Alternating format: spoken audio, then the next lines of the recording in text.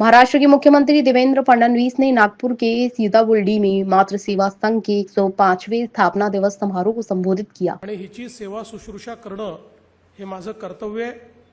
त्याकरता मला कुठलीही किंमत मोजावी लागली तरी मोजण्याची माझी तयारी आहे आणि असा विचार करून त्यांनी त्या ठिकाणी ती प्रसूती केली आणि त्यातूनच अर्थात जे व्हायचं होतं ते झालं। आणि त्यानंतर त्यांनी हा निर्धार केला की आपल्या अशा सगळ्या भगिनींना जी आवश्यकता त्यांची आहे ती आवश्यकता पूर्ण करायची आणि त्याकरता जे प्रशिक्षण आपण घेतलेलं आहे त्या प्रशिक्षणाचा पूर्ण उपयोग करायचा।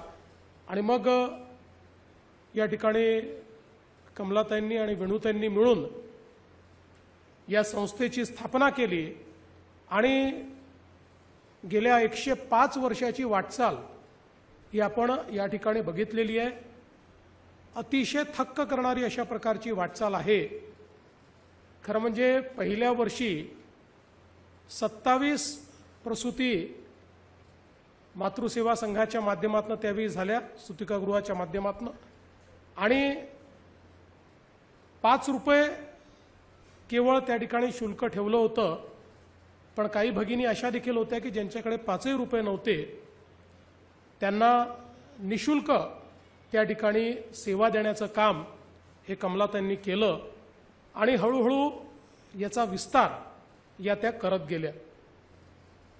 आपल्याला कल्पना असेल की याची ख्याती ही अनेक ठिकाणी पोहोचली आणि त्यातूनच कस्तुरबा गांधी देखील कमलाताईंच्या भेटीकरता आल्या आणि इथला सगळा कारभार पाहून त्या अतिशय प्रसन्न झाल्या।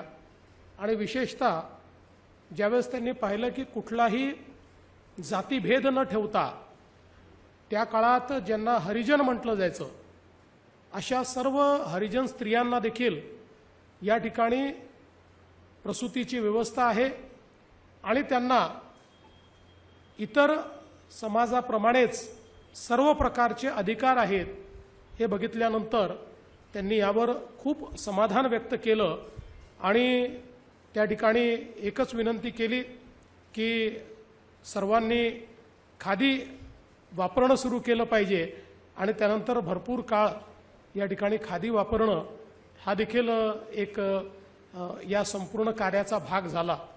त्यामुळे एकूणच हा जो काही सेवाभाव आहे तो सेवाभाव ज्या पद्धतीनं कमलाताईंनी या संस्थेमध्ये निर्माण केला, मला अतिशय आनंद आहे की आज तगायत त्यांच्या पश्चात देखील ज्या ज्या लोकांनी संस्था सांभाळली त्या कोणीही या संस्थेचं कधीही व्यावसायीकरण होऊ दिलं नाही।